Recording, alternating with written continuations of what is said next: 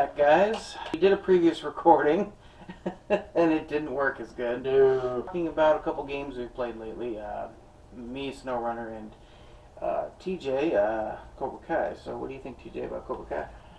Absolutely. So this is the second attempt at this particular review. So Cobra Kai, the Karate Kid saga continues, is a side-scrolling beat-em-up that is a tie-in to the television series, or in this case, streaming series of the same name, starring Ralph Macchio and William Zabka. And they do provide their voices for their characters. William Zabka plays Johnny Lawrence of the Cobra Kai, and Daniel LaRusso is played by Ralph Macchio. And they do a great job with the voice acting, and I'll get to that in a second.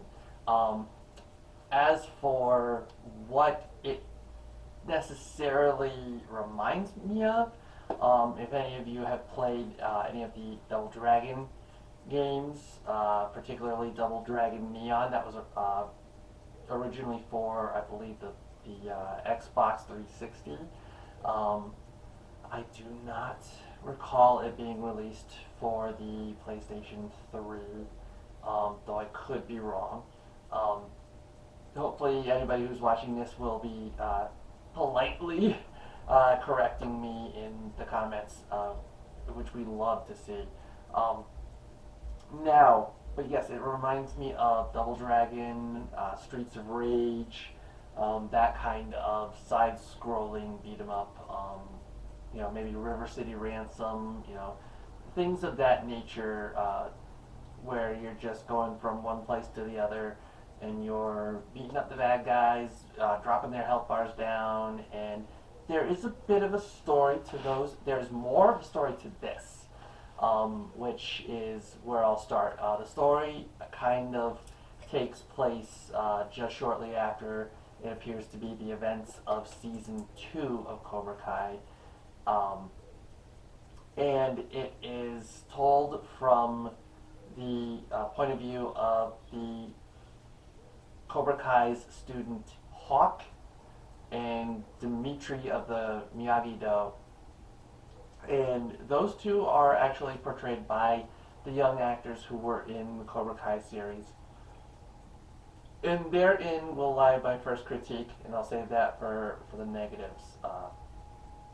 And with this story, you do have to play two separate times.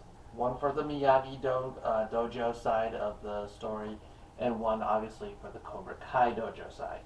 And the story will bridge into a final battle, which is a similar formula to other games, but it is done decently well in this particular bit. Now, for those of you who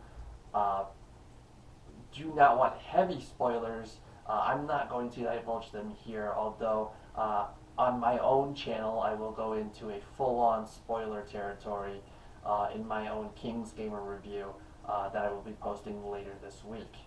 So if you want to experience more spoiler territory, please head over to my channel and check that out.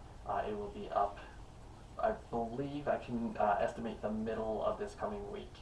Now, I will say though that if you've watched any of the Karate Kid movies, you already know who this final boss is going to be. It's no big surprise. It's really, it's not one of those what a twist moments. It's a nice nostalgic throwback is all it is. That is a bridging of what I guess is going to lead into bits and pieces of Season 3. When it gets released on Netflix, I believe they had said in the teaser January.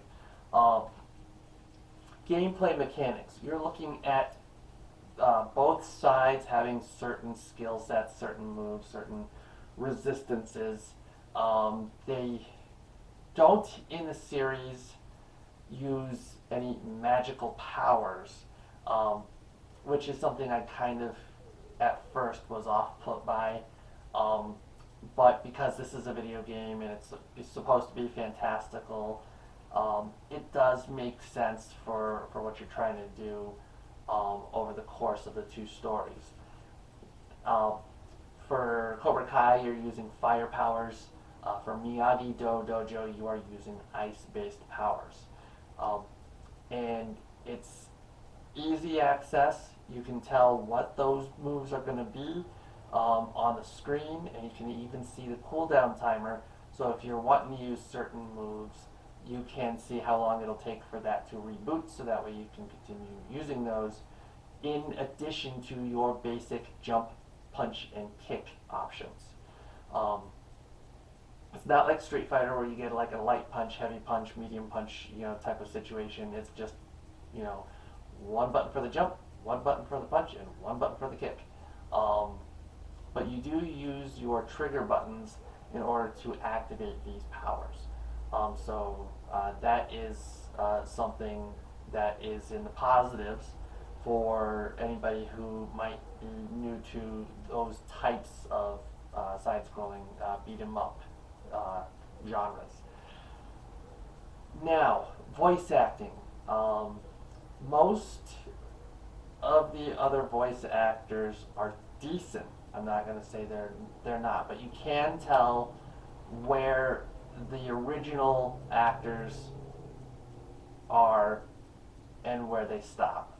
There are only 4 of the main actors from the Karate Kids TV series there, and that of course is Daniel and Johnny, Dimitri and Hawk. The rest of them, unfortunately, are not portrayed by their original actors. It was off-putting, but it wasn't really a deal breaker. It did allow me to continue playing through both stories relatively easy. Now, staying on the gameplay mechanics, I will say that Kreese is the Shao Kahn of this game. Like, he's the one boss that is going to be the hardest, which he should be. I mean, he's the final boss. He should be difficult. So do expect that. Now, once you do get to the Kreese fight, you only have Daniel and Johnny, whereas in the other boss fights that'll lead up to that, you have like maybe Daniel and 3 members of his dojo, or Johnny and 3 members of his dojo. So when those roads converge, you only get Daniel and Johnny when you face off with Kreese at the end. So other than that, gameplay mechanics wise, that's about it. Soundtrack is incredible. It is a 80s based heavy rock guitar vibe, very modernized, and it stays true to the essence of the compositions of the original Cobra Kai series. Don't really have much else to say on that. Like, the soundtrack is kind of it's good, but it's generic, based off of the various levels that you will end up playing through, which several of them are landmarks of what you saw in the Cobra Kai series, with a couple that you remember from the movie franchise as well. So it's a nice bit of nostalgic throwback there. Leveling system is actually pretty cool. That's something I did not go over in our previous attempt that I did want to actually include. This is kind of an RPG element. It's kind of like a skill tree. You have the branching, special moves, the special, fire power moves or ice power moves, and you can choose what you level up with by spending dojo coins. Now they're kind of the Miyagi-Do icon, shaped in medallion coins that you'll get after each enemy you end up defeating. You spend those in order to get more hit points or more resistances or less cooldown time on your special moves. So that is something you definitely want to focus on, and you can go the way of the completionist, and you can try to do like maybe one branching path that you didn't do before, but I'll save that for towards the end of my review of this. Now, um,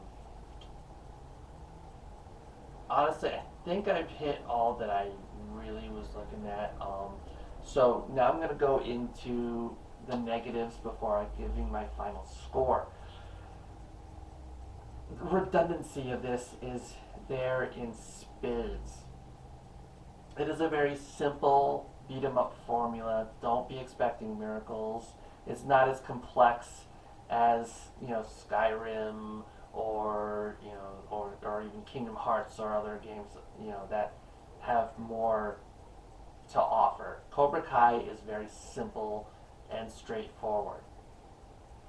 So if you're wanting something more complex in your side-scrolling story, this is not for you.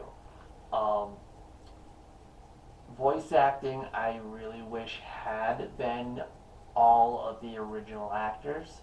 I feel that if they were going to be taking the effort and the time to make this and they brought back four of the principals, they could have brought back the rest. It really didn't make that, you know, you didn't necessarily have to for some of the minor villains. I will concede that, but like for Kreese and for Robbie and Daniel's daughter, um, that's kind of or even Tori or the other members of the Cobra Kai dojo. It is very off-putting, and it definitely diminished a bit of what would have made my score on this a hell of a lot higher. Um, as for the boss fights, I should say the lower boss fights leading up to the Valley Fest finale separately are nothing. They are cakewalks. They are so easy. You can spam your own stuff and it will make no difference. That's how easy those boss fights are. As long as you know what you're doing and you have good base knowledge of your special moves, those boss fights are going to be very simple, and unfortunately that did end up being a very big disappointment for me. Um, they did up the ante, so it's an equal parts negative and positive, but they did up the ante towards the very tail end of the Cobra Kai game, in which case it all leads to Valley Fest, and it is a gauntlet match. Literally, the whole level, you are facing off with all of the original bosses, and this time you have to face them a string, one right after the other, and that actually makes up a little bit for the fact of how easy they were separately. So, I'm all for that. That actually was a huge perk. Um, so, other than that, I do not believe really I have any other real negatives about Cobra Kai. So, my score, as I attempted in the previous recording, I debated on two versions of my scoring system. Damn.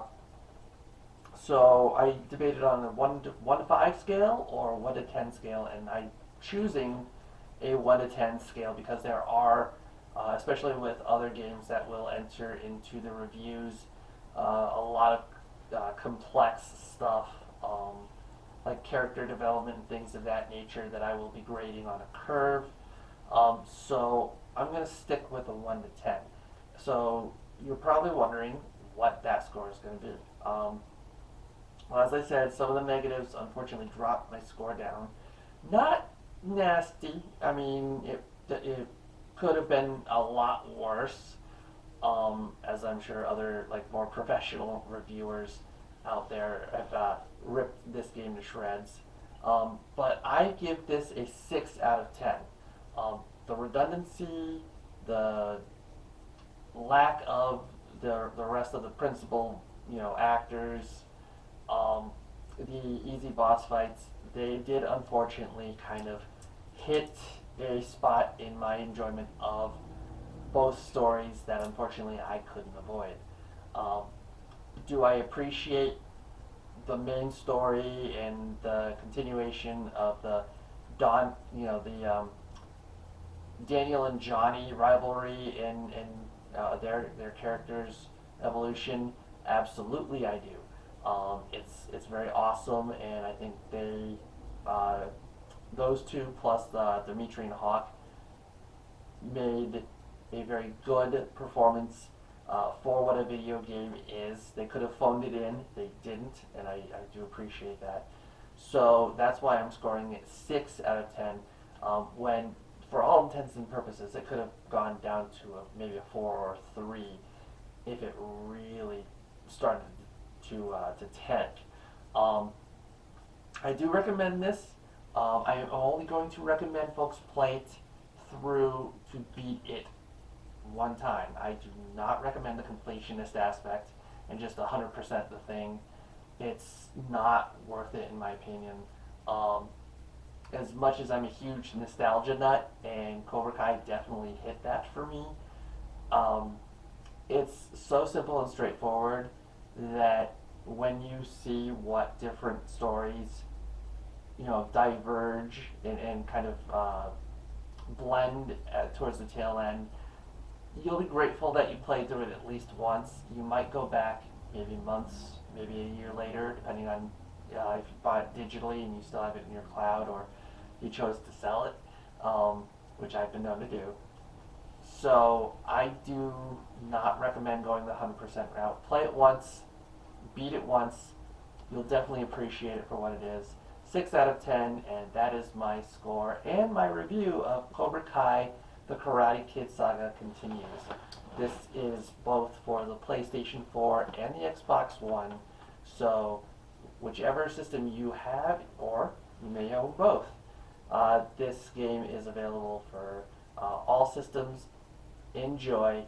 Oh yeah, I completely forgot, it is also available on the Nintendo Switch, so for those of you who have a portable system and you want to take it with you, it is also an option.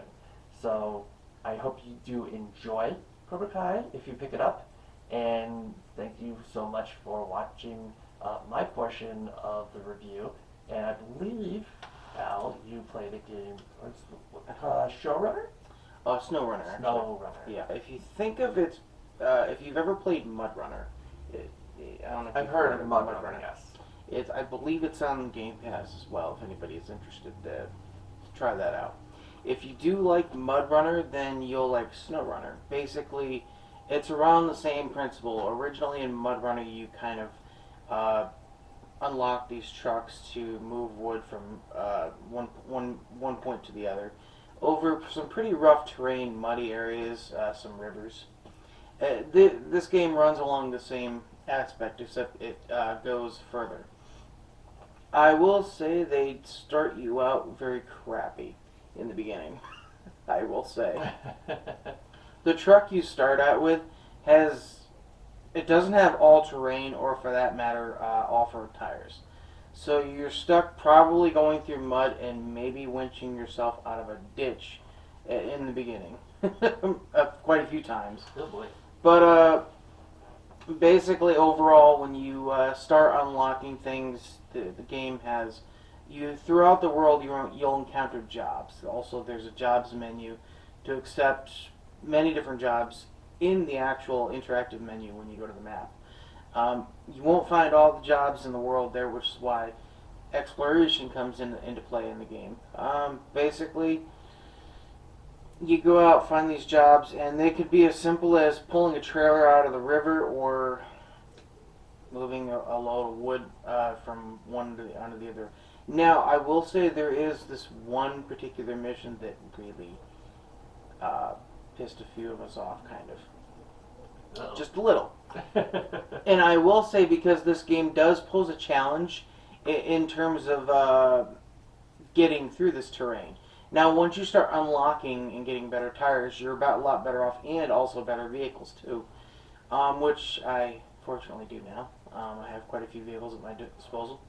You don't start out like that, but anyway, this one mission that I remember so-called, you had to move a construction semi-trailer to a drill site, and getting to this drill site just about any which way you went was a bad idea. Very sketchy. But, I mean, that's in my opinion, that's the fun of it. It's, I want to say it very similarly kind of makes me think of the farming simulator games, if you've heard of those. Um, and I'm a big fan of Farming Simulator. I actually haven't played that in quite a long time, so maybe I should come back to that eventually. Indeed. But it does remind me of that. There's a lot of different jobs and things like that. It's mainly a lot of hauling, and and for some, if you like, not so much racing, but driving games of that aspect, then I think this will be for you. Um, I enjoyed it. I mean, there really isn't a whole lot bad I can say about it, other than the fact that in their previous game, Mud Runner, they have an autopilot on your trigger, I believe. I'm not sure which button it was. Okay. I don't believe that's on the second game, and I think that really should have been. But still fun. I mean, I considered it fun. Uh, how big the game is? Well, put it this way. They start you off in Michigan. There's also 3 other areas to start, and then each area has 4 areas within that area to unlock. Um, I I haven't actually gone through all of it yet, but as far as I can tell, there's a lot of content to offer to the game and a lot of playtime hours. And unfortunately, I don't really have that many hours that I game most of the time. But Understanding that, um, took me ages to beat Cobra Kai. interesting enough, the areas they give you, one of them is Russia, the other one, obviously Michigan, and then you've got the other 2. Actually, I don't think I've actually. Oh, Alaska. Alaska and one other area. I think it's somewhere in Poland. I'm not. Basically, they take you. Oh, and the vehicles that you can get in, that you can buy. Sometimes you have to go to Alaska, or sometimes you have to go to Russia to purchase this vehicle, or find it. One of them. So a lot of the vehicles are specific to their areas, but you can sell them anywhere. You just have to buy them in certain areas you go for. There's a plus side to this. Let's just say you bought a truck that sort of sucked, and you've put all into it, and you don't like it anymore. Well, this isn't one of those games where you spend a heap of money and get half back. You actually get the full price of everything you put into it back, which is always nice. I will say though, if they did ever offer like a hardcore mode, in a sense, that might be a thing to add. I mean, that would actually pose a little more risk with your money, and you can still gain that money back, because whatever missions you complete, those are done. But when it comes to certain challenges throughout the map, you've actually got timed transportations, and also you have certain certain ones that you can redo, where you have to go from point A to point B without taking, so and so much damage.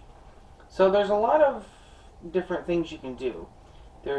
I guess you could call them races if you think of the timed ones as races, but I don't know if I call it a race, to be honest.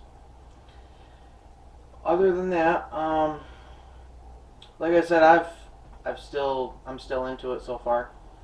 It's a pretty extensive game, and in all honesty, if that's the kind of game for you, I think, to be honest, I would probably rate that as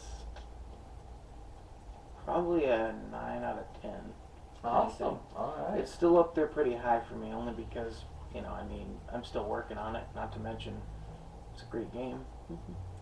The mechanics, I will say, there's a little bit of a learning curve between certain things. For example, operating cranes, switching into gears. It's not too much of a long stretch to figure out. At first, you'll be maybe a little bit confused, like I was, and a few others. Um, oh, and in the multiplayer aspect, you can have people jump in with you and help you out, which is always nice. Indeed. Trust me, it works. It works a lot better for the bigger jobs. Other than that, I mean, seemed like a bit of a short review for me. No worries. But I mean, I look up. Go ahead and look it up on YouTube for yourself.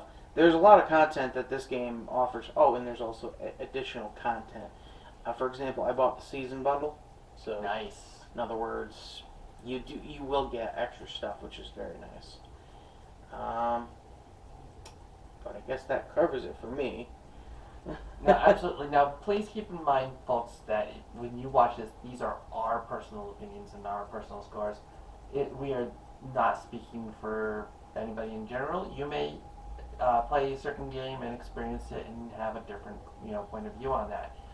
That is completely fine, and we love to hear that. Tell us what you think of if you've been playing either of these two games in the comment section below. Now, I do know right now for upcoming reviews, I'm playing Kingdom Hearts Melody of Memory, Spider-Man Miles Morales, and Tony Hawk Pro Skater 1 and 2, the remastered version for the PS4. So, whichever one of those three I beat next will be the one I review.